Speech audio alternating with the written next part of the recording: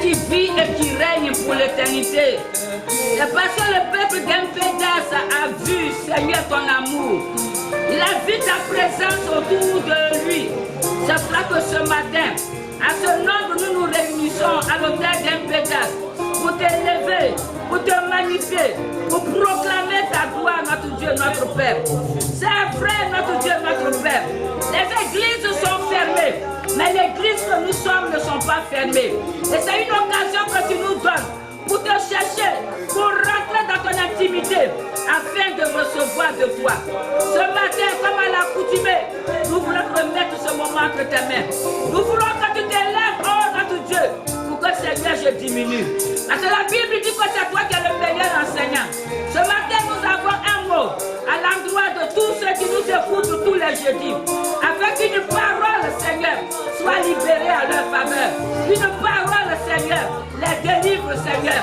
Une parole, Seigneur, leur fait du bien ce matin. Oh Dieu, je crie à toi ce matin, parce que c'est toi qui es notre secours, c'est toi qui es notre rédempteur, c'est toi qui combats pour nous, et c'est toi qui nous libères. Sois avec nous ce matin. Oh, que l'environnement, Seigneur, se taise, que tout l'univers entier se taise, parce que Dieu, dans toute sa rigueur, il s'est levé de son trône, Père. Merci pour ta présence, merci pour la louange, Seigneur, qui a fait tout au contraire pour t'adorer, parce que tu as une nature, Seigneur, notre Dieu, mon Père, divine, pour être adoré, pour être élevé, pour être proclamé, Seigneur. Ce matin, reçois notre louange. Ce matin, reçois notre adoration.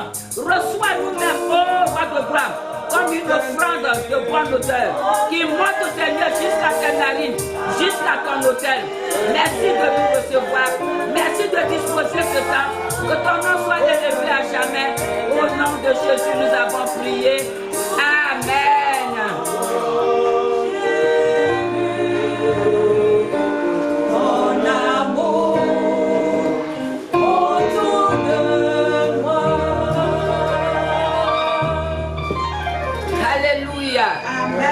Le Seigneur m'a fait savoir ce matin qu'aujourd'hui c'est un jour heureux. Alléluia. Je vais rendre ce témoignage. Vous savez, depuis un moment, c'est la paresse qui me prend.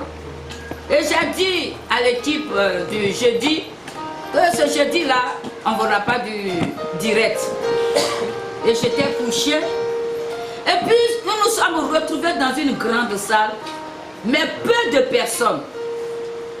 C'est un temps où le Saint-Esprit s'est réellement glorifié, la prédication est passée, mais au moment de la louange, voilà la servante de Dieu qui est assise, les deux servantes de Dieu qui sont assises. Je les appelle, elles ne trouvent pas un seul mot pour louer le Seigneur. J'ai dit, mais qu'est-ce qui se passe? Dans ce cas-là, moi je suis fatiguée, je m'en vais. Au moment où je partais, c'est une dame qui est venue dire, non maman, tu ne peux pas partir. J'ai dit, je m'en vais parce qu'il n'y a rien qui se passe et ça ne m'arrange pas. Alors, la voix me dit, la fin d'une chose vaut mieux que le commencement. J'ai dit en bon. Et aussitôt, j'ai appelé l'équipe, j'ai dit, groupe de louange. Maître, voilà ce que Dieu m'a dit. Les jeunes gens se sont moqués de moi. Mais aujourd'hui, si nous sommes là, assis là, c'est parce que Dieu le veut. Amen. Et vous sentez la joie sur notre visage. Parce que si tu as ce grand Dieu-là qui va descendre de ce trône jusqu'à toi, pour te conduire, pour te guider, pour te montrer ce qui est bon, ça veut dire que tu n'as rien à espérer encore de quelqu'un. Dis Amen. Amen. Et je crois en ce Dieu qui nous a établis. Amen. Et je sais que les promesses qu'il nous a faites, ces promesses-là vont se réaliser. Amen. Quoi qu'il advienne, amen, je sais que mon Rédempteur est vivant. Amen. Et pour ce qui est vivant, nous aussi nous vivons parce que c'est lui qui vit en nous. Amen. Merci Seigneur de nous conduire encore et encore et encore au nom de Jésus. Amen. Amen. Tu es l'amour. Oh Jésus, tu es amour. Oh Jésus, c'est l'amour. Glorifie ton Seigneur. Oui, je sais que tu es amour. Oh Jésus, tu es amour. oh Jésus, Oh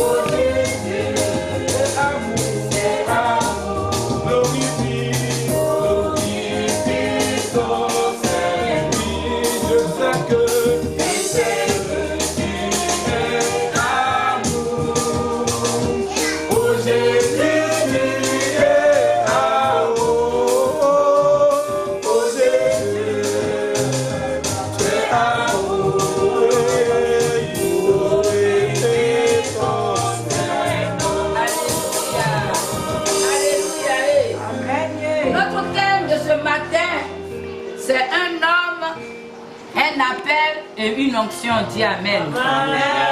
Un homme, un appel et une onction.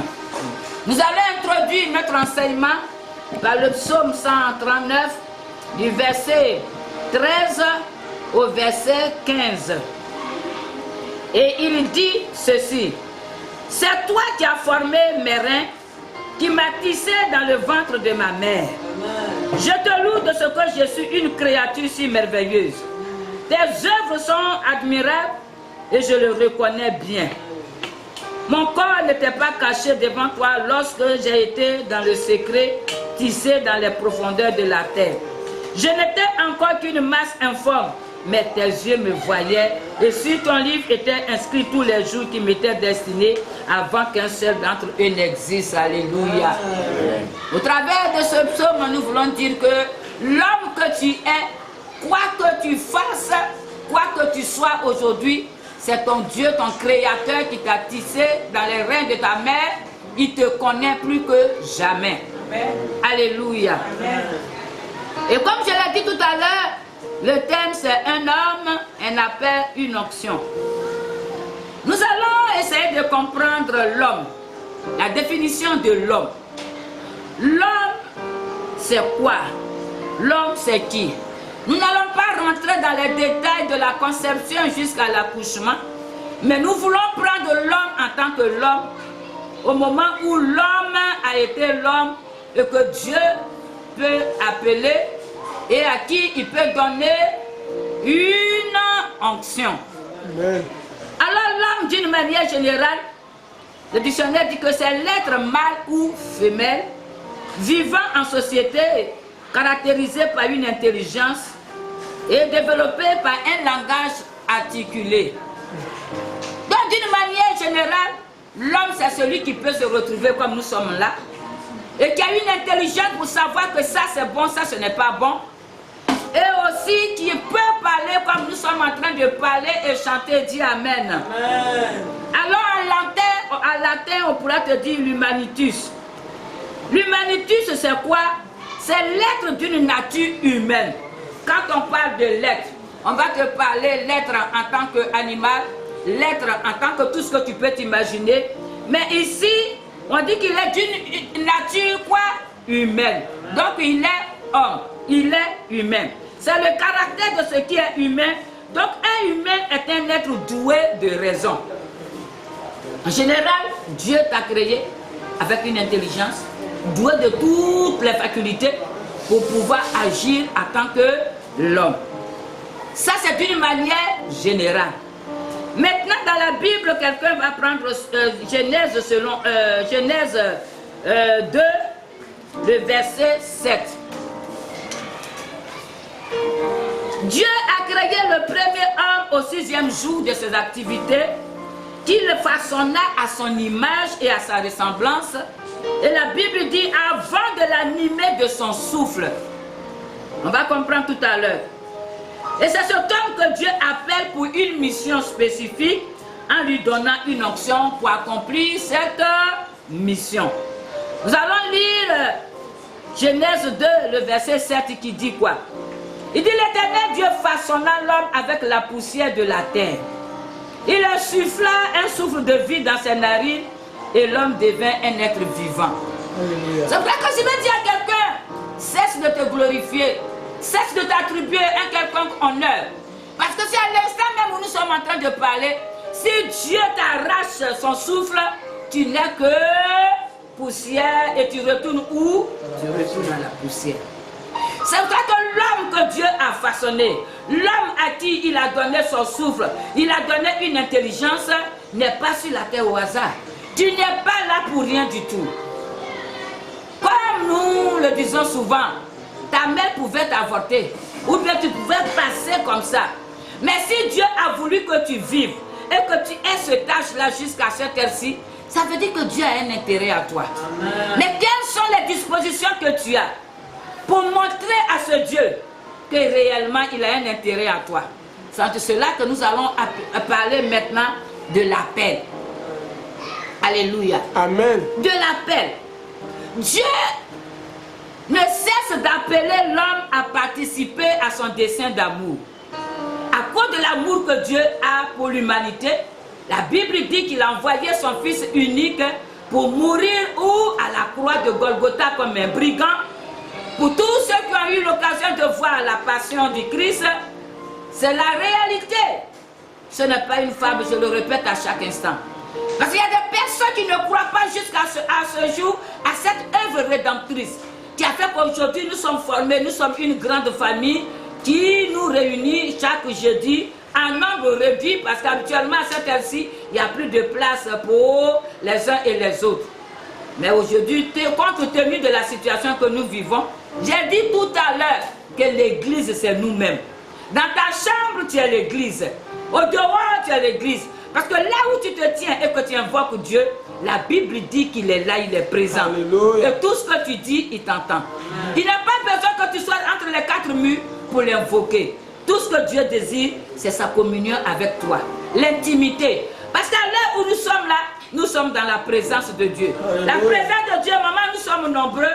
On peut dire tout ce qu'on veut, chacun dit ce que... Mais quand tu rentres dans l'intimité de Dieu, c'est entre vous deux. C'est là que tu vas l'entendre. C'est là qu'il va te parler. C'est là qu'il va t'orienter. C'est là qu'il va te dire ce que tu dois faire. Donc je voudrais dire à quelqu'un avant de continuer que ce moment de confinement ne soit pas pour toi un temps oisif, un temps pour manger et dormir parce que tu n'as rien à faire. Mais c'est ce moment-là que tu dois chercher l'intimité de ton Dieu.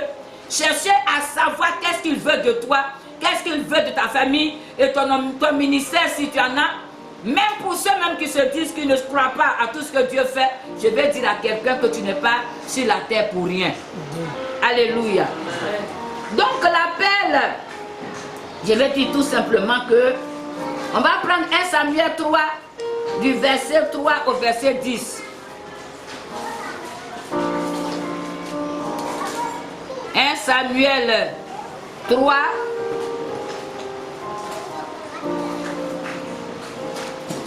Samuel 3, du verset 3 au verset 10 que nous allons lire. Le verset 3 de 1 Samuel 3, le verset 3, vous m'excusez. La lampe de Dieu n'était pas encore éteinte et Samuel était couché dans le temple de l'Éternel où se trouvait l'arche de Dieu. Alors l'Éternel appela Samuel. Il répondit, me voici. Dieu t'a appelé homme, Dieu t'a appelé femme, parce que quand on parle de homme, c'est l'homme avec un grand H, donc homme, garçon, homme, femelle. Donc il n'est pas dit seulement, il ne parle pas seulement des hommes ici. Il dit, me voici. Et alors l'Éternel appela Samuel, il répondit, me voici. Il courut vers Élie et dit, me voici car tu m'as appelé. Élie répondit, je n'ai pas appelé, retourne te coucher, et Samuel alla se coucher. L'Éternel appela de nouveau Samuel. Samuel se leva, alla vers Élie et dit, me voici car tu m'as appelé. Élie répondit, je n'ai pas appelé mon fils, retourne te coucher. Samuel ne connaissait pas encore l'Éternel et la parole de l'Éternel ne lui avait pas encore été révélée.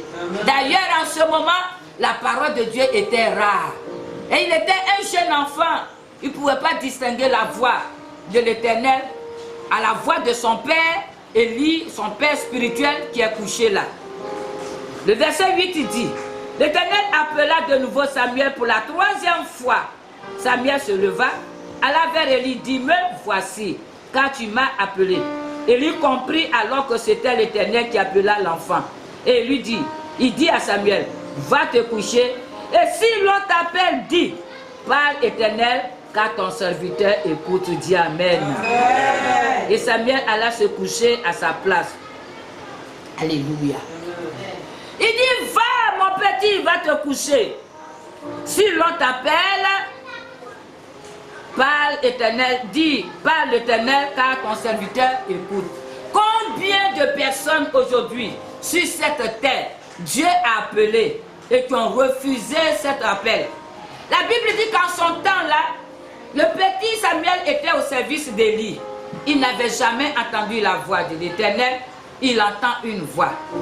Mais quand il a su qu'il y avait une autre voix différente de la voix de son père, il a dit quoi? Me voici, Seigneur, parle. Je dis à quelqu'un, quelque part où que tu te trouves, c'est tellement que tu as entendu une voix du Seigneur dans ton intérieur. Parce que Dieu appelle de plusieurs manières, nous allons voir ça tout à l'heure. Alléluia. Amen. Nous poursuivons. Nous parlons ici de quoi? Quand Dieu appelle l'homme, je l'ai dit, il s'investit en lui pour accomplir la mission. Dieu n'envoie pas pour envoyer. Quand Dieu t'appelle, il te donne toutes les dispositions.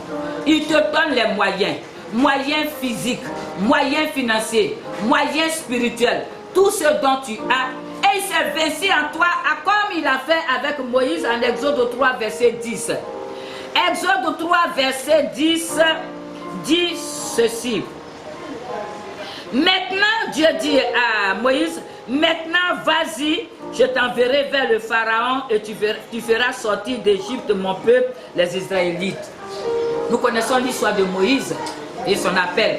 Il a commencé à bavarder. Mais tu sais que je ne sais pas parler, tu sais que je suis ceci, je suis que cela. Et il a dit, Dieu dit, je t'ai dit, va. Et quand Dieu a donné cette assurance à Moïse de partir, ça veut dire que lui, Dieu s'est investi en lui. Il va l'accompagner dans tout ce qu'il va faire. Donc je dis à quelqu'un quelque part, si tu as une crainte de servir le Seigneur, je vais te dire que servir le Seigneur, c'est la chose la plus difficile qui existe. Mais la grâce que Dieu nous fait, c'est qu'il est avec nous. Et que dans toutes les épreuves, il est présent pour te soutenir. Peut-être qu'aujourd'hui, je ne serai pas assise ici en train de vous parler de la part du Seigneur. Parce que je fus un témoin vivant, un témoin réel. Alléluia. Donc quand Dieu nous appelle, moi je parle ici du ministère, dans le cadre du ministère, sinon Dieu peut t'appeler à être ministre. Il peut t'établir en tant qu'autorité spirituelle, autorité, comment vous dites ça, administrative et tout ce qui suit. Toute autorité vient de Dieu. C'est un appel. Mais dans le cadre où nous sommes, nous parlons de l'appel au ministère du Seigneur. Donc Dieu, quand il t'appelle, comme je viens de le dire, l'appeler lui-même, comment tu peux savoir que Dieu t'a appelé? Il y a plusieurs manières, tout à l'heure nous allons voir ça. C'est une conviction que tu as en toi. Quelqu'un peut venir te dire, ah, servant de Dieu, j'ai prié pour toi, voilà ce que le Seigneur m'a dit. Il dit que tu dois prêcher quelque chose de ce genre. Mais il faut que moi-même j'ai la conviction. Il faut que j'ai l'assurance que réellement Dieu m'a appelé. Donc je disais tout à l'heure, tout appelé est investi d'un pouvoir.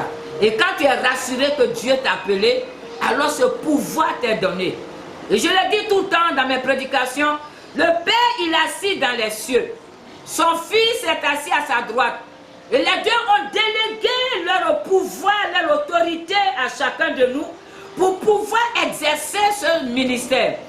La présence du Saint-Esprit en nous te rassure que tout ce que tu es en train de faire ne vient pas de toi seul et que tu n'as pas besoin de fournir autant d'efforts parce que celui qui t'a appelé, il manifeste cette envie, ce vouloir de te conduire là où tu dois partir. Je dis à quelqu'un, ne t'effraie point si tu as senti un jour la voix du Seigneur. C'est la chose la meilleure que Dieu ait fait pour ceux qu'il a choisis pour travailler dans son champ. Les appelés sont nombreux et variés, je peux le dire ainsi. Dieu appelle pour une situation donnée, une situation déterminée. Il va t'appeler, comme je viens de le dire, par une parole, par une révélation, par un signe. Et je vais vous donner ce témoignage de mon appel ce matin. Il y a eu plusieurs séquences, plusieurs signes, plusieurs paroles, mais j'ai retenu dans ce cadre-là un seul témoignage. C'était dans un songe. Le premier dans ce même épisode, j'étais au village. Pour ceux qui connaissent chez moi, je suis à un carrefour. Je suis à un carrefour. Et c'est de ce carrefour-là que j'avais 25 brebis avec habillées comme les bergers, un bâton d'autorité dans ma main. J'ai conduit c'était 25 têtes jusqu'à un village, dans un campement où le temps était sincèrement menaçant. Il y avait une vieille femme qui était assise à l'air libre, était en train de préparer. Et quand j'ai trouvé la vieille, qu'est-ce que je lui ai dit? J'ai dit, maman, me voici avec mes brebis, regarde comment le temps est menaçant. Je ne sais pas où est-ce qu'il faut les amener. Elle dit, ma fille, ne t'en fais pas, tu ne vois pas la maison qui est là. Une nouvelle maison qu'on vient de bâtir, le toit bien scintillant. Il dit, il fallait les mettre là-bas. Et je suis allée les faire coucher. J'étais assis à côté. J'attendais que le temps soit beau. Dis amen. De ce pas-là, je me suis retrouvée dans un cyber où il y avait un monsieur qui était arrêté. Il dit, maman, viens. Je suis rentrée et il m'a donné une pile de dossiers. Un dossier lourd.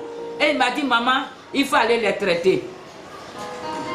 J'étais dans la joie, mais quand j'ai vu que c'était beaucoup, bon, je me suis dit, dans mon cœur là-bas, c'était un petit quelque chose. Et puis il me rappelle, dit, maman, reviens. Je retourne, il a scindé le dossier en deux, à part entière. Il m'a donné la moitié, il dit, il faut aller traiter ça. Je n'étais plus contente parce que peut-être que si j'avais fini tout ça là, je ne sais pas. Je me suis vue incapable dans ce songe-là. À quelque part de là, qu'est-ce que je vois? Une citerne qui n'est pas complètement fermée. Et il y a un monsieur qui est arrêté et qui me dit, maman, il faut t'arrêter ici. Il y a des gens qui vont passer, il faut que tu leur donnes à boire. Mais je regarde dans la citerne, ce n'est pas rempli. Et j'ai posé la question de savoir, mais je vais faire comment pour prendre l'eau ici et donner aux gens pour boire? Il dit, attends maman, il allait couper une branche, il a fait un rond tout autour et il a mis un gobelet dedans. Il dit, regarde, il faut mettre dans la citerne et puis tu prends de l'eau. J'ai essayé, j'ai pu le faire. Et j'étais arrêté, j'ai donné de l'eau à boire et cette séquence-là est passée. Quand je me suis réveillée, j'ai dit, mais Seigneur, ça là c'est quoi encore? C'était au moment où j'étais très malade. J'ai dit aux gens, j'ai couvé le cancer. Et pour ceux qui m'ont connu dans mon quartier, ils n'ont pas pensé que j'allais pouvoir vivre. Et le jour où j'ai dit à mes enfants que j'avais le cancer, ma dernière, elle n'a pas supporté ça. Mais je savais à qui j'ai cru. Je croyais un Dieu vivant, un Dieu fidèle. Les appels diffèrent. J'ai compris que quelque part, Dieu avait un intérêt à moi. Et comme j'étais en train de le dribbler, passer par là, il dit non, c'est là, il faut que je frappe au dur. Ah oui, j'étais en train de le dribbler en tout cas. Et il m'a tapé dur au point où je ne pouvais plus me déplacer. Et Dieu, par sa grâce, a permis qu'aujourd'hui je sois où je suis. Donc je dis comme ça que les appelés ils sont nombreux et les appels sont variés. Quand on prend le jeune riche, Marc 10, 21, 22, voilà un jeune homme bien riche. Au lieu de s'asseoir, ça va trouver Jésus. Il me dit, mais dans tout ça là, moi j'ai tout ce dont j'ai besoin. Tout ce que tu veux qu'on fasse dans la loi là, moi je connais tout. Maintenant, qu'est-ce que je dois faire pour pouvoir rentrer dans le royaume? Il dit, mon fils, tout ça là c'est bien beau. Tout ce que tu as là, il faut aller vendre ça. Donne aux pauvres et viens, tu vas me suivre. Je dis, non, celui-là, je peux tout accepter. Mais ça là, je ne fais pas. L'argent que j'ai cherché il y a combien d'années? Beaucoup de maisons que j'ai construites. Les voitures et les femmes. Tout ça là, je vais laisser tomber pour te suivre Jésus. Là, tu as échoué. Dis amen. Amen. C'est lui sa réaction. Tu as échoué, je ne te suivrai pas. Chouette, comme on peut le dire, monsieur est parti. Nous avons le cas de Jonas. Jonas 1, verset 3. Jonas, Dieu l'appelait, dit petit, va à Ninive. Il se passe trop de vilaines choses là-bas. Ceux-là, ils ne me connaissent pas et leur péché est monté jusqu'à moi. Jonas dit, toi tu as le temps. Toi Dieu là, tu as le temps. Toi-même tu dis que les gens sont mauvais. Au lieu de les tuer, quelqu'un n'a qu'à le prêcher pour que ceux-là soient sauvés. Moi je n'irai pas aujourd'hui. Jésus dit, tu ne connais pas, Dieu dit, tu ne connais pas à qui tu parles. Tu n'iras pas. Et Jonas, il cherche à fuir. Il s'en va monter dans un bateau pour fuir devant la face de Dieu. Dieu dit, tu ne sais pas. que je suis le Dieu de l'univers, que je suis le Dieu de la mer, que je suis le Dieu de tout ce qui se passe. Mais je vais me révéler à toi, tu sauras qui je suis. Voilà un vent. Tous ceux qui sont dans le bateau, non, ils ne savent plus quoi dire. Ils disent non. Nous, on est des navigateurs. Nous, on est sur l'eau, on est des matelots, on sait ce qui se passe. Mais ce vent-là, il y a quelque chose. Ils sont en train de chercher au milieu d'eux. Et Jonas était obligé de se dévoiler pour dire que c'est à cause de moi. Ils l'ont pris, qu'est-ce qu'ils ont fait? Ils l'ont jeté dans la mer, dans l'eau. Jonas, dans son cœur là-bas, dit, oh, je suis sauvé. Et Dieu dit, tu n'es pas encore sauvé. Tu ne seras point sauvé. Jonas va tomber dans la gueule d'un gros poisson. Poisson qui a fait qu'il y a l'eau là, tu es dans l'eau. Peut-être un requin, peut-être je ne sais pas quoi. C'est une occasion pour lui de manger, d'être rassasié. Il dit, toi ta chair là, Jonas, je ne vais pas manger ça, Dieu va me demander des comptes. Toi là, seulement là, je ne veux pas. Ah, certainement il était en train de dire, poisson, mange-moi, parce que là où on m'envoie là, je ne veux pas. Il dit, toi là, je ne te mangerai pas aujourd'hui. Qu'est-ce que le poisson va faire? Il le vomit sur le rivage. Il dit, toi, Dieu. Dieu dit, Jonas, ton ou là est où? Ton ou là est où? Tu fais quoi? Jonas dit, mais voici, je ne vais pas rentrer dans les détails. Amen. Comme je l'ai dit, et puis il y a le cas de qui? De Moïse. Moïse était en train de paître le mouton de son beau-père. Il arrive un moment, il faut que le serviteur de Dieu que nous sommes, on laisse un peu les brebis pour se détourner pour voir ce qui se passe. Il dit Amen. Il était avec ses brebis. Et puis il voit un buisson ardent. Il dit attends, vous brebis là, attendez-moi ici, vous là, attendez, il y a quelque chose de meilleur qui se passe. Il dit Amen. Il fallait qu'il rentre dans la présence de Dieu pour entendre ce que Dieu veut de lui. Dire Amen. Et Dieu lui dit, Moïse, il dit, je ne peux même pas te laisser finir. Toi, mais tu me vois là. J'ai voix pour parler. Quand tu me vois là, j'ai quelle onction sur moi. J'ai quelle parole facile. Il dit, il faut aller doucement. Il était en train de faire quoi? Moïse était en train d'objecter son incapacité. Il est en train de dire, je ne peux pas. Dieu dit, il ne faut pas dire ça. Parce que quand moi je t'appelle, je vous appelle, je suis avec vous. Je connais vos faiblesses, je connais vos limites, je connais votre incapacité. Et puis je t'ai appelé.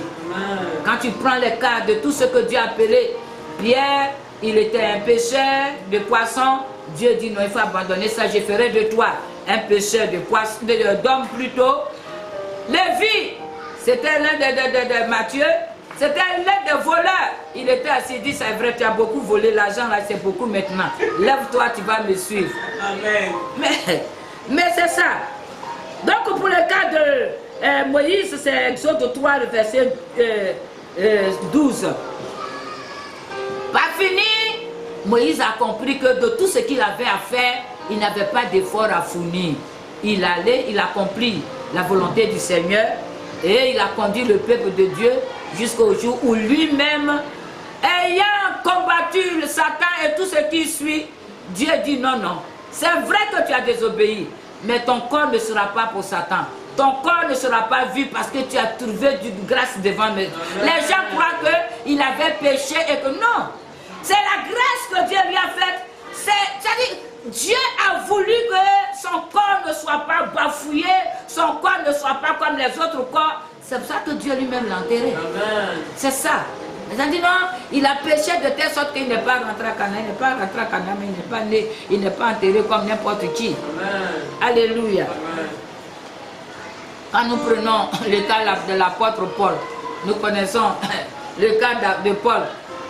Paul, quand ils sont tombés de ses yeux et qu'on a prié pour lui, nous allons prendre Hébreux 10 pour comprendre la réponse. Hébreux 10, le verset 7. Hébreux 10, le verset 7 dit, alors j'ai dit, c'est Paul qui parle, me voici, je viens pour faire, ô Dieu, ta volonté. Alléluia. Moi, comme Jonas l'a fait, peut-être que je serai comme Jonas. Seigneur, toi tu es là, tu n'as pas vu ce que Paul a fait. Il a persécuté l'église. Il a tué des gens. Il s'en va prendre des papiers pour pouvoir aller tuer les disciples de Jésus. Et toi, tu le rencontres seulement, tu as tout pardonné. Et puis, il n'a qu'à aller travailler pour toi. Il a répondu, oui, me voici et tout est fini. Dieu ne regarde pas ce que nous avons fait. Peut-être que où je suis assis, je ne serai pas là. Peut-être que toi-même aujourd'hui, tu es l'un des plus grands hommes de Dieu. Quand tu regardes ton passé, tu te dis, mais qu'est-ce que ce grand Dieu-là a vu en moi pour qu'aujourd'hui je sois là? C'est un peu le cas de tout le monde. Alléluia. Alléluia. Amen. Il dit, me voici, Seigneur. Je viens pour faire ta volonté. Je continue pour dire à quelqu'un, certainement que tu es en train d'hésiter. Seigneur, parce que la plupart du temps, qu'est-ce qu'ils disent? C'est quand on n'a rien à faire. C'est-à-dire on a eu des diplômes. On a trimé jusqu'à il n'y a rien à faire, alors je vais aller servir Dieu. Non, non, Dieu t'a pas dit ça. Quand tu sens l'appel, c'est que Dieu a regardé en toi un intérêt particulier. Parce que quand Dieu, il nous appelle, il nous envoie vers les nations, il nous envoie vers les peuples, il nous envoie même parfois vers une seule personne. Parce que l'âme que Dieu a créée sur la terre a du prix à ses yeux. Amen. Ce cantique qui veut venir, je ne sais pas si vous vous rappelez, connaissez-vous le prix d'une âme? Si vous le connaissez, vous chantez. On va écouter ce cantique que Dieu vient de m'inspirer tout à l'heure.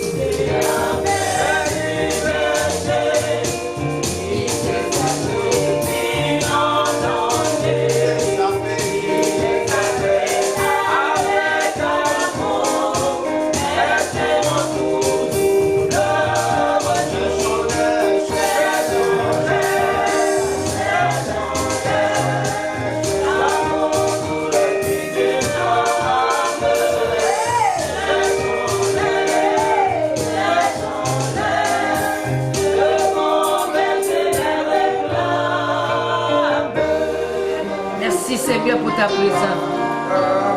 Qui de toi en moi connaît le prix d'une âme? À cause d'une âme, Jésus-Christ est allé mourir à la croix. Pourquoi appeler? Tu es en train de jouer avec le Seigneur. Pourquoi appeler? Tu es en train de penser à toi-même. Au lieu de penser à ce grand Dieu qui s'est rabaissé jusqu'à toi, pour te dire que j'ai besoin de toi. J'ai besoin que tu sois mon ambassadeur sur la terre. J'ai besoin de mettre mon Saint-Esprit en toi pour que tu puisses travailler pour moi. J'ai dit à quelqu'un parce que tu es en train de me parler de certaines personnes qui ont senti, qui ont entendu l'appel de Dieu, mais qui n'ont pas envie de laisser leur travail. Ils n'ont pas envie de se détacher pour servir ce grand Dieu qui a tout pouvoir sur ta vie.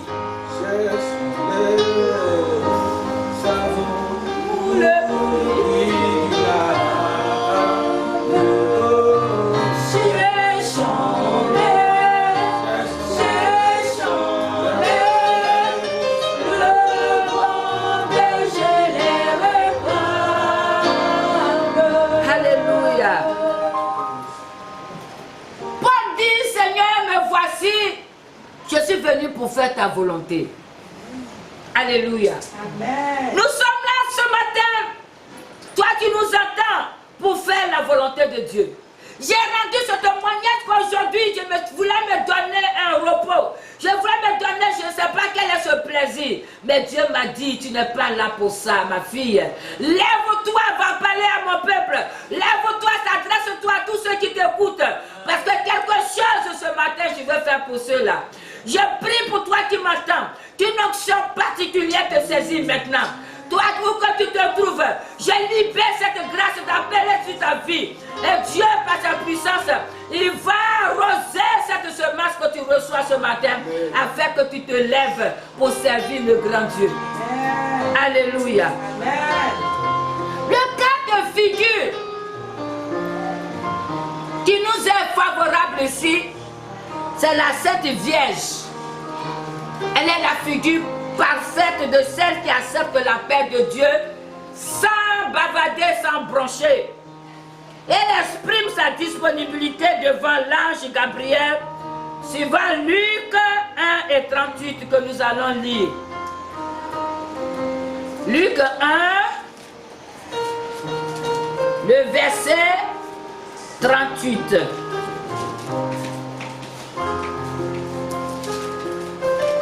Luc 1, excusez, je n'ai pas préparé la page. Luc 1, le 38 dit ceci. Je suis la servante du Seigneur, que ta parole s'accomplisse pour moi. Et la Bible dit que l'ange la quitta. Et l'ange fait quoi? L'ange Gabriel qui a porté la bonne nouvelle la quitta. Voilà une jeune femme qui ce matin certainement était en train de balayer. Elle était en train d'apprêter son ménage. Et subitement un ange descend. Une apparition toute tremblante. Il dit mais qu'est-ce qui se passe? Et l'ange lui annonce une bonne nouvelle. Une très bonne nouvelle. Qu'elle sera la mère du Seigneur Jésus. Il dit, mais moi je ne peux pas te comprendre. Je ne connais pas d'homme. Comment est-ce que cela se ferait? Mais néanmoins qu'il soit fait selon la volonté de Dieu. Est-ce que tu peux dire en ce matin où tu te trouves? Peut-être que ce n'est pas pour servir Dieu en tant que tel. Mais que tu as entendu aujourd'hui que tu dois quitter là où tu es. Tu dois quitter le péché. Tu dois quitter l'idolâtrie. Tu dois quitter quelque chose qui t'empêche d'avancer comme histoire dans la connaissance de Dieu pour dire à Dieu ce matin, me voici, qu'il soit fait selon ta volonté. Amen. Toi qui nous entends, ce matin le message que Dieu nous donne, c'est ce que nous sommes en train de proclamer. Alléluia. Allez ou envoyer vers des personnes, comme je l'ai dit, vers le peuple, avec Ésaïe, en Ésaïe verset 6, chapitre 6, verset 9. Vers les rois, prenez, vous allez lire les rois et les princes, en Jérémie 1, verset 18, et vers les nations, acte 9, verset 15. Je répète, Dieu, quand il te donne ce mandat, c'est parce que le Saint-Esprit est en toi. La présence de Dieu est constante en toi. Alors il va accompagner cet appel par une onction. On va parler de l'onction tout à l'heure. Il te donne un objectif bien précis. C'est avec Abraham que nous avons vu son appel. Un matin, en chapitre 12, il appelait Abraham, lève-toi, va dans un lieu que moi je t'indiquerai. Toi et moi, tu vas dire, non seulement je ne te vois pas, je ne sais pas qui tu es, j'entends une voix, lève-toi comme ça. Les enfants pourraient dire, on dit quoi? Comme ça, et puis je me lève, je m'en vais. Mais la Bible dit qu'il a obéi. La promesse que Dieu lui a faite, est-ce qu'après tout ce temps, qu'il ait le temps de regarder par ici, par là, s'occuper de l'autre, s'occuper des Philistins, de tout ce qui se passe. En 24 ans, il a erré ça et là. Il n'a pas eu le temps de se disposer, de se consacrer à cet appel que pourtant les deux marchent ensemble. C'est ça l'affaire de Dieu là. Quand vous êtes ensemble là, toi, oh Dieu, là, il est bon, nous sommes ensemble. Non, il est en train de t'observer. Ah oui, t'observe. Quand ta grâce tarde, il ne faut pas dire que tu as prié Dieu, Dieu t'a pas écouté. Il faut rentrer en toi-même et chercher à savoir réellement si tu es dans la volonté de Dieu. Parce que tu peux ne pas être dans sa volonté. En pendant 24 années, c'était comme ça avec Abraham. Abraham n'était pas dans la volonté de Dieu. Jusqu'au chapitre 17, il dit, hey, petit, c'est bon comme ça. Sois intègre, pardon, sois intègre. C'est maintenant qu'il va réaliser que tout ce temps qu'ils étaient ensemble, Abraham n'était pas intègre. Et quand il s'est rendu compte qu'il fallait cette intégrité, l'année qui suit, Isaac est né. Alléluia. Quelle est ta situation aujourd'hui? J'ai prié Dieu jusqu'à... C'est vrai. Comment tu pries? As-tu regardé à toi-même? Parce qu'il y a des personnes qui se font passer pour des personnes qui sont tellement bien. Oh, moi je suis bien. Je connais la parole de Dieu. Quand je prêche, c'est tout le monde entier qui se renverse. Dieu, là, quand tu l'invoques, il te répond. Ah non, il ne donne pas sa gloire à quelqu'un. Quand tu l'invoques, il te répond. Il ne faut pas te dire qu'il est d'accord avec toi. Tant que tu n'es pas rentré dans son intimité, tant que tu n'es pas disposé pour que Dieu te parle, tu ne comprendras pas les difficultés que toi tu éprouves devant le Seigneur et ce qu'il te reproche. C'est pour ça que je vais dire à quelqu'un, à partir de cet enseignement que nous donnons, il faut rentrer dans la présence de Dieu. Le temps du confinement est un temps idéal pour le chrétien que nous sommes. Pour te trouver du temps pour rentrer pas dans la présence, je dis dans l'intimité. Parce que dans la présence de Dieu, Dieu va se manifester par sa gloire, par tout ce qu'il y a. Mais dans l'intimité, il va te révéler les choses profondes et cachées. Selon Ésaïe 2, Daniel 2, nous allons voir ça. Parce que nous avons choisi 2 cas d'études. Nous avons choisi Daniel et l'apôtre Paul. Mais ce sera le jeudi prochain. Nous vous invitons à être nombreux le jeudi prochain. Parce que nous allons étudier les 2 cas. Alléluia. Donc quand Dieu nous appelle, je l'ai dit tout à l'heure, ça veut dire que déjà, votre rencontre va permettre au Saint-Esprit d'habiter en toi. Et maintenant, il va te donner une onction, un cachet spécial pour t'accompagner dans cette œuvre. Regardez, j'ai fait comme Saraï. C'était à Horeb pour ceux qui étaient avec nous en ce moment. Et je bénis la vie du serviteur de Dieu de l'Ouest au Canada. Si tu nous suis, que tu nous entends, que Dieu te bénisse à jamais. On était en train de prier, puis l'Ouest me dit, maman, Dieu me dit de te dire que ce qu'il a mis en toi, c'est pour faire un ministère. J'ai ri propre pour lui donner. Je dis, mais où tu me regardes là? Où est mon où? Et puis Dieu va me choisir pour un ministère. Quand je vois, c'était au temps de Kakou Sévérin, non, pas Kakou Sévérin, c'est au temps du prophète Élie, tout est par le prix de prophète, de tout ce qu'on voyait. J'ai dit, mais toi tu m'as bien regardé pour dire que moi, non. Mais néanmoins, je n'ai pas jeté la parole comme Samuel l'a fait. J'ai caché ça quelque part. Mais à chaque mercredi qu'on se retrouvait, je voyais que Dieu faisait un plus. Non, maman, il faut un temps de ministère, un temps de ceci. Et Dieu m'a formé jusqu'au jour où il m'a dit, ma fille, le temps est arrivé, il faut te retirer. Jusqu'aujourd'hui, je continue d'apprendre. Parce que notre Dieu que nous servons est un mystère. Tu ne peux pas connaître Dieu. Quel que soit ton charisme, quel que soit ta théologie ou je ne sais pas quoi, mais tu ne peux pas connaître Dieu jusqu'à ce que tu vas quitter cette terre-là. J'ai fait comme Sarah. Quand les anges les ont visités et que Dieu lui a dit l'année prochaine à cette heure-ci tu vas avoir un enfant, il dit regarde ceux-là ils sont rassasiés. Vous êtes bel et bien rassasiés. Où je suis là quand je regarde mon corps, quand je regarde tout ce qu'il y a, moi où est-ce qu'il y a mon où pour faire un enfant? Ils ont répondu mais toi là, y a-t-il quelque chose qui soit impossible à Dieu? Y a-t-il quelque chose qui soit impossible à ce Dieu que tu adores, que tu vénères, que tu sers? Il n'y a rien qui lui soit impossible. Tout ce qu'il te demande, c'est d'être devant dans ta présence constamment. De chercher sa volonté, d'attendre sa voix. Parce que c'est là qu'il va t'élever. Dieu s'essaie de cette onction pour t'élever. Alléluia. Et donc, l'onction, c'est quoi? Nous allons essayer de définir l'onction. L'onction est une capacité surnaturelle. Une capacité surnaturelle que Dieu donne, donnée par Dieu, par le Saint-Esprit, pour faire ce que les autres ne peuvent pas faire. Dis Amen. Amen. Ce que les autres ne peuvent pas faire. Hey, tu as du combo, j'ai du combo. Je vais t'envier pour faire quoi? Nous donne la même chose. Mais quand tu vois qu'en plus de mon combo, moi j'ai la tomate, j'ai du piment, j'ai du djumbré. Alléluia. Tu vas dire quoi? Tu vas dire, hé, la femme là, non, je ne veux pas d'audiophone ici. Tu vas dire, hé, mais la femme là, il va chercher, mais maman, tu as eu tes aubergines là, ou tomates là où tu as pris. Alléluia.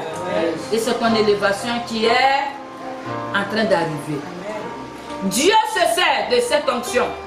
Que le Saint-Esprit, le Paraclétos qui est en toi, c'est lui son travail ça. Il dit tout ce que tu veux, dis. Moi je vais le confirmer. Parce qu'il y a quelque chose. L'intimité est franche. La communion est franche. Alors tout ce que tu vas déclarer, le Saint-Esprit va le confirmer pour qu'on sache que tu es un appelé. Amen. Parce que Dieu, c'est le disciple de Jésus. C'est celui avec qui Dieu travaille. Avec qui Jésus travaille. Quand tu proclames, quand tu prophétises, Dieu dit ça là, ça vient de moi. Et le Saint-Esprit le confirme. Dis Amen. Amen. Les prophètes, là, c'est pas ce que nous on fait là. Non, il y a ton soeur qui va te dire, il y a ça, non.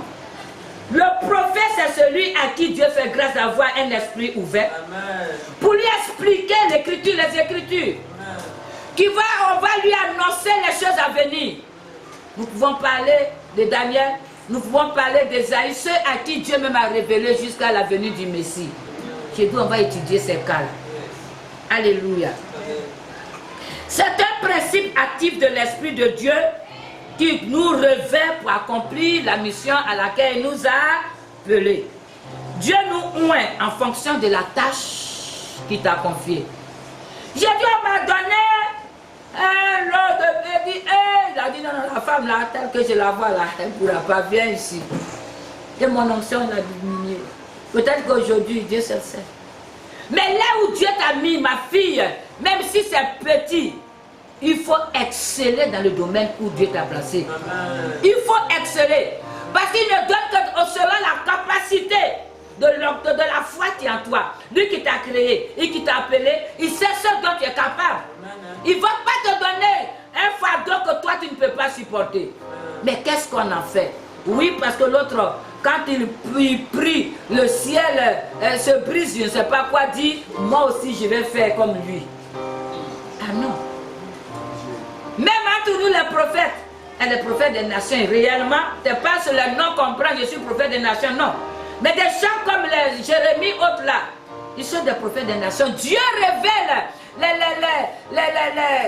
il révèle les choses de ces nations-là, afin qu'eux, ils nous partagent ça au monde entier. Pourtant, nous aussi, on est prophètes. Alléluia. Alors, je vais me lever un matin, je vais faire comme Jérémie. Je vais me lever ce matin, je vais faire comme celui-ci. Non. C'est selon ce que Dieu m'a donné. C'est dans ce cadre-là que je vais me positionner. C'est là que je vais travailler. Il faut que Dieu dise, ma servante, le pain que je t'ai donné, tu le fais avec abnégation, tu le fais avec zèle, tu le fais avec joie, et moi je suis content de toi. Amen. Dieu peut t'appeler à balayer le temple. Il y a une maman qui a rendu son témoignage. C'est en balayant le temple là que ta bénédiction, Dieu va le déployer pour toi. Il ne faut pas envier l'onction, c'est Dieu qui donne l'onction. Donc l'onction est l'œuvre du Saint-Esprit qui est en nous, qui te fortifie, qui te donne ce mandat, il te conduit selon ton bon vouloir, en fonction de ce que toi, tu te laisses conduire par lui. Mais si tu ne te laisses pas conduire par le Saint-Esprit, alors cette onction que tu as là, je ne sais pas où tu vas atterrir avec. Arrêtons de frapper la poitrine, c'est moi. Il y a des personnes qui sont là, ils ne connaissent rien. Ils aillent sur les réseaux sociaux parce qu'ils ne connaissent rien. Moi, ma copine, vous qui m'entendez, c'est pas ce que j'ai espéré. J'ai dit bien ce matin, ça fait 2 fois. Mon équipe se moque de moi. Il y a un même qui m'appelait, attends, j'ai appelé la vieille là pour se moquer d'elle. Parce que je cherche à fuir. Oh, c'est une fuite. Il dit, tu ne fuiras pas. Je suis en train de parler de Jonas. Mais c'est la même chose. Il dit, lève-toi. La fin d'une chose vaut mieux que... Je dis donc, Seigneur, je vais faire ça jusqu'à ce que le confinement finisse. Alléluia. Amen. Quand j'appelle les pasteurs, mais vous là, qui veut venir prier, il n'y a personne. J'ai compris hier que Dieu veut que je sois là. Avec son aide et son soutien, je pense que je pourrais être là jusqu'à la fin du confinement. Dis Amen. Amen. Il y a différentes sortes d'onction. L'onction là, à l'onction sacerdotale. On va prendre Exode 40.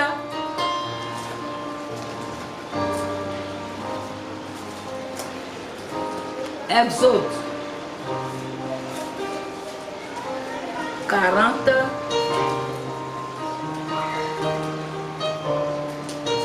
Excusez-moi. Exode 40, le verset 15. Le verset 15 dit ceci. Et tu les consacreras par onction, comme tu l'auras fait pour leur père, pour qu'ils soient à mon service en tant que prêtre. Cette onction leur assurera à perpétuité l'exercice de la fonction de prêtre au fil des générations. Il s'agit de qui ici? Quand on remonte au verset 9, Aaron et ses enfants. C'est pour prendre de l'huile dans un fiole, dans une corne et les consacrer. Mais il y a cette onction aussi que Dieu même quand il t'appelle, il te oint. Il te oint directement par la présence du Saint-Esprit. Le Saint-Esprit qui te remplit. Ce que tu fais, Dieu te donner un mandat. Il faut que tu te oignes pour cela. Et ça c'est l'onction de David. D'abord il y a l'onction royale. Il y a l'onction royale. Et puis il y a cette onction, comme je suis en train de le dire, donc Dieu même directement en est l'auteur. Nous prenons 1 Jean 2, 20 à 24. 1 Jean 2. 1 Jean 2. 1 Jean 2, 20 à 24, il dit ceci. En effet, même si notre cœur nous condamne, Dieu est plus grand que notre cœur et il connaît tout. Dis Amen. Amen. Bien-aimés, si notre cœur ne nous condamne pas, nous avons de l'assurance devant Dieu. Quoi que nous demandions, nous le recevons de lui parce que nous gardons ses commandements et faisons ce qui lui est agréable. Et voici, quel est son commandement? Ce que nous croyons au nom de son Fils Jésus-Christ et que nous aimions les uns et les autres comme il nous l'a ordonné. Celui qui garde ses commandements, Dieu demeure en lui et Dieu demeure en Dieu. Ses commandements demeurent en Dieu et Dieu demeure en lui. Et nous reconnaissons qu'il demeure en nous à l'esprit qu'il nous a donné. Donc Dieu même par la présence, à sa présence en toi, il te oint pour ce travail. Nous allons prendre encore Acte 10, 38 pour mieux comprendre. Acte 10.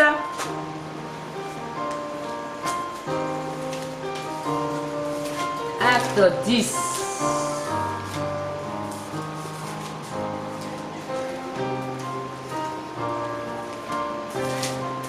J'ai dit Acte 10, le verset 38. Lydde est près de Jaffa et les disciples avaient appris que Pierre s'y trouvait. Ils envoyèrent donc vers lui pour le supplier de venir chez eux sans tarder. Pierre se leva et partit avec eux. À son arrivée, on lui conduisit dans la chambre à l'étage. Toutes les veuves l'entouraient en pleurant et lui montraient que toutes... Non, ce n'est pas ça. Je suis à 9. On dirait que je suis à 9 au lieu... J'ai dit quoi? 10. Oui, 10, 38. Vous m'excusez, peuple de Dieu. Nous sommes témoins, c'est ça? Comment Dieu a un esprit saint de puissance. Oui. Jésus de Nazareth, qui allait de lieu en lieu en faisant le bien Voilà. Et en guérissant tous ceux qui étaient assis sous l'oppression du diable. Voilà. Dieu était avec eux. Voilà. Vous savez comment Dieu a déversé une onction du Saint-Esprit, de Saint-Esprit et de puissance sur Jésus de Nazareth, qui allait de lieu en lieu en faisant le bien et en guérissant tous ceux qui étaient sous la domination du diable, parce que Dieu était avec lui. Le Seigneur Jésus a été oint directement par son Père. Et il y a des hommes de Dieu qui n'ont pas eu besoin d'une consécration à partir de lui, mais que le Saint-Esprit qui est en lui, à partir de du Saint-Esprit, Dieu les a oints pour un service spécifique. Alléluia. Amen. Alléluia. Amen. Ce matin, comme je l'ai dit, d'une manière générale, nous avons expliqué ce que c'est que l'homme, pourquoi Dieu a créé l'homme. Nous avons parlé de l'appel, nous venons de parler de l'onction. Et comme je viens de le dire, nous avons 2 études de cas pour le jeudi prochain, le cas de Daniel et le cas de l'apôtre Paul dans le Nouveau Testament. Pour ce matin, peuple de Dieu, je vais te dire que ce n'est pas en vain que tu es sur la terre, ce n'est pas en vain que tu vis. Même aujourd'hui, Dieu a dit quoi? Il dit, si tu entends ma voix, n'endurcis pas ton cœur. Il ne faut pas endurcir ton cœur. Parce que Jésus est la principale de langue que les bâtisseurs ont rejetée. Mais aujourd'hui, on ne peut pas le contourner. Parce que la parole de Dieu est prêchée de partout. Jusqu'au plus fond des villages, tu as entendu la parole de Dieu. Et c'est cette parole de Dieu-là qui va te condamner. Tu vas dire, non Seigneur, moi je n'allais pas à l'église. Tu n'as pas entendu un jour que Jésus est vivant et dit oui. Tu n'as pas entendu que Jésus t'aime. Tu n'as pas entendu qu'il avait besoin de toi. Tu dis, si j'ai entendu, mais il n'y a pas de mère qui tienne. Où que tu te trouves, l'œuvre de Dieu, c'est la chose la plus difficile qui existe. Mais en réalité, ce n'est pas nous qui le faisons. Il suffit que tu veuilles. Il suffit que tu te disposes. Il suffit que tu te dises que ce n'est pas toi qui le fais. Et le Saint-Esprit qui est en toi, il te conduira jusque là où tu dois être. Que sa grâce et sa faveur demeurent avec nous aujourd'hui et tous les jours. Au nom de Jésus. Amen. Amen.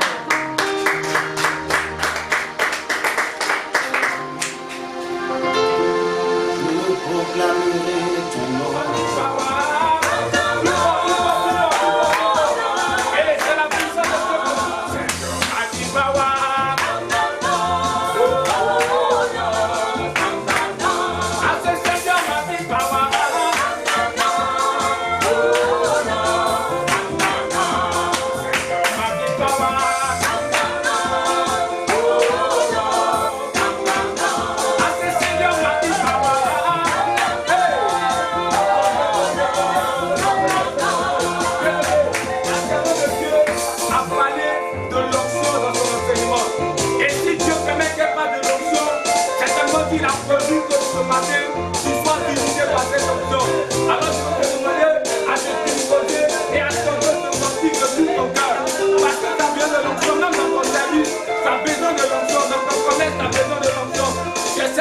Dieu t'a besoin de l'onction. C'est de ça qu'elle a parlé ce matin. Alléluia.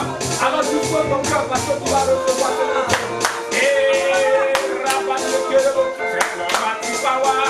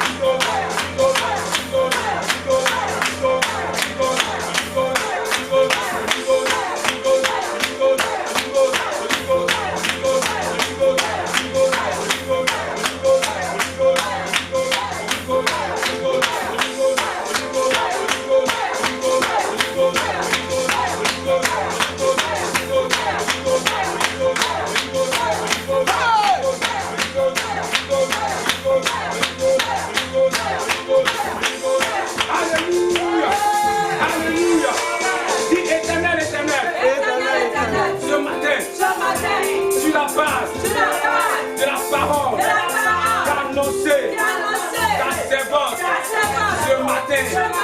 Je reçois l'onction, je reçois la dimension de Dieu. Glorifier ton nom ce matin.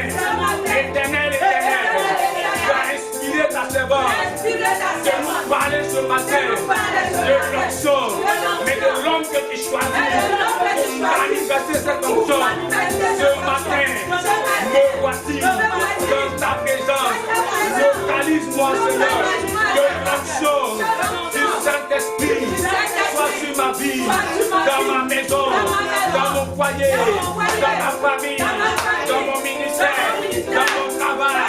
Ce matin, oh Dieu, Dieu d'Abraham, Dieu d'Isaac, Dieu de Jacob, Dieu de maman Colère, Dieu de Impéda.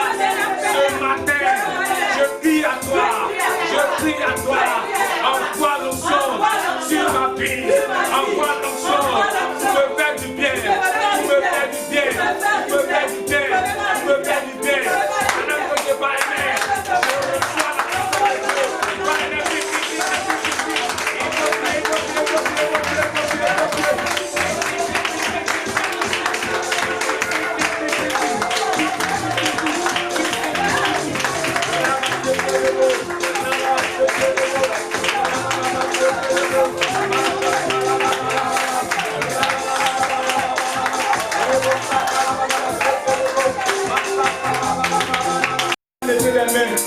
Nous allons chanter un cri d'adoration. Et la servante de Dieu, elle va commencer à prier. Elle va déclarer des paroles, bien aimées. Quel que soit l'endroit où tu te trouves, la distance n'est pas un problème pour Dieu.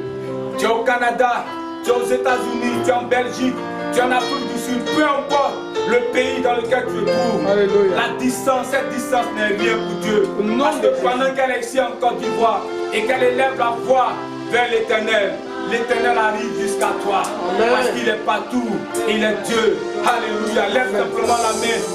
Lève simplement la main de là où tu te trouves, même si tu es dans ton bureau. Lève simplement la main pour recevoir ce matin la bénédiction de l'Éternel. Parce que nous sommes en fin du mois. Et les paroles qu'elle va déclarer vont déterminer ta gloire dans ce mois de mai qui arrive. Alléluia. Oh, Dieu a choisi. Dieu a choisi. Oui, Seigneur. Rien n'est hasard dans la vie de tes enfants. Le thème que tu nous as donné est propice pour chacun de nous. Pour mon frère, pour ma soeur, en quelque lieu où il se trouve. Quand le cœur est troublé, parce qu'il ne sait pas comment s'y prendre avec la présence de Dieu. Nous voulons prier ce matin pour toi, mon frère, pour toi, ma soeur. Que la puissance de Dieu est déjà en toi. Par cette onction qui te donne, par la présence du Saint-Esprit qui est en toi. C'est à toi de te laisser aller. C'est à toi de te mettre dans la présence de Dieu. Chercher l'intimité de Dieu. Je déclare ce matin que par cet enseignement, désormais rien ne peut entraver la communion avec le Seigneur. Je proclame ce matin que la gloire de Dieu règne dans ta maison, règne dans ton travail, règne dans ton ministère. Je prie à l'instant même que la décision qui t'aide à venir, que tu puisses le prendre, afin que ton Dieu se glorifie en toi. Voilà le mois qui finit. Nous déclarons que la porte de moi, du mois d'avril, la porte qui a été ouverte par Satan se ferme maintenant. Et qu'une nouvelle s'ouvre avec, Seigneur, le mois de mai, le mois de mai, pour que tous les meilleurs fruits de ce mois soient votre partage. Je prie que la vie soit dans vos corps, la vie soit dans ton travail, la vie soit dans ton âme. Je déclare ce matin que quel que soit le confinement, quel que soit l'œuvre de Satan, dans ce temps difficile, ton Dieu il est avec toi. Il a proclamé qu'il est ton ombre à ta droite, en cela que ton cœur ne se trouve au point. Crois en Jésus, crois en ton Dieu, celui qui t'a mandaté ce matin. Il est fidèle de te protéger, il est fidèle de te garder, il est fidèle pour t'annoncer de bonnes nouvelles. Et je déclare que le mois de mai sera un mois plein de Parce que le Saint-Esprit l'a décrété pour toi. Personne ne pourra aller contre cette volonté. Que la gloire, la puissance et l'élévation de Dieu